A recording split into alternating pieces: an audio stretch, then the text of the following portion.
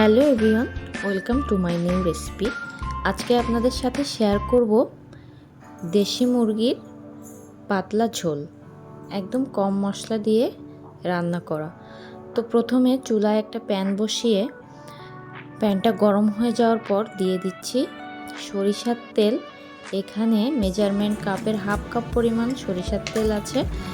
আর দিয়েছি ফোড়ন হিসেবে 2টা তেজপাতা, কয়েকটা শুকনো মরিচ, লবঙ্গ, এলাচ, দারচিনি।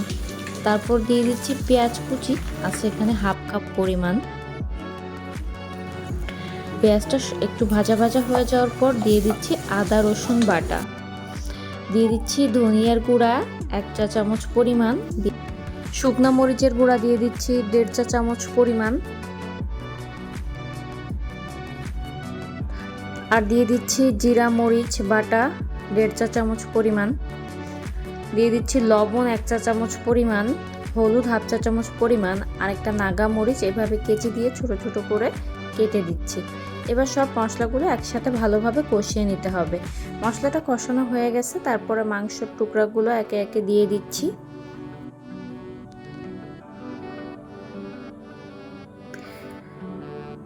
তারপর মাংসটা মশলার সাথে ভালোভাবে মিশিয়ে নেব এবং মাংসটা কষিয়ে নেব 25 থেকে 30 মিনিটের মতো।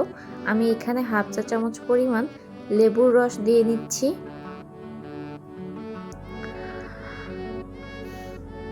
মাংসটা ভালো করে নাড়াচাড়া দিয়ে ঢেকে রাখলাম।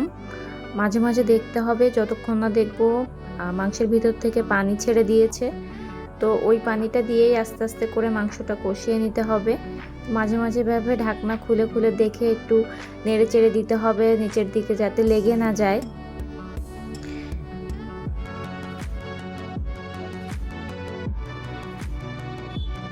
মাংস থেকে যে জলটা বেরিয়ে এসেছে সেই জলটা দিয়েই কিন্তু মাংসটা কষিয়ে নিচ্ছি। আর এখানে দিয়ে দিয়েছি আমি চুই ঝাল আস্ত রসুন। মাংসটা সেদ্ধ হয়ে এসেছে প্রায়। আর এখন দিয়ে দিচ্ছি কলিজাগুলা ছিল, আর আলু দিয়ে দিচ্ছি, আগে থেকে ভেজে রাখছিলাম সেই আলুগুলা। তো আমার ঝোলের পানি দেওয়ার সময় চলে এসেছে, এ কারণে আমি এই আলু, চুই ঝাল এবং যে আস্ত যে রসুনগুলো ছিল সেগুলো দিয়ে দিয়েছি। এখন আমি এখানে 2 কাপ পরিমাণ পানি দিয়ে দিয়েছি।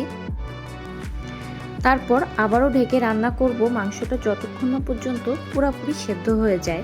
তো মাংসটা আমার কিন্তু প্রায় হয়ে গিয়েছে। আমি এ পর্যায়ে দিয়ে দিচ্ছি গরম মশলা বাটা।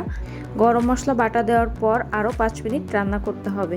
তো আজকে আমি একটু ঝোল ঝোল রান্না করেছি। আর মাংসটা আমার রান্না এখন পুরোপুরি হয়ে গেছে। এখন আমি মাংসটাকে নামিয়ে নেব। এখন পরিবেশনের জন্য সম্পূর্ণ রেডি। তো কেমন হয়েছে সবাই জানাবেন। আর আমার ভিডিওটি ভালো লেগে থাকলে অবশ্যই চ্যানেলটি সাবস্ক্রাইব করতে ভুলবেন না। দেখা হবে পরবর্তী কোনো রেসিপি নিয়ে। সে পর্যন্ত ভালো থাকবেন সবাই।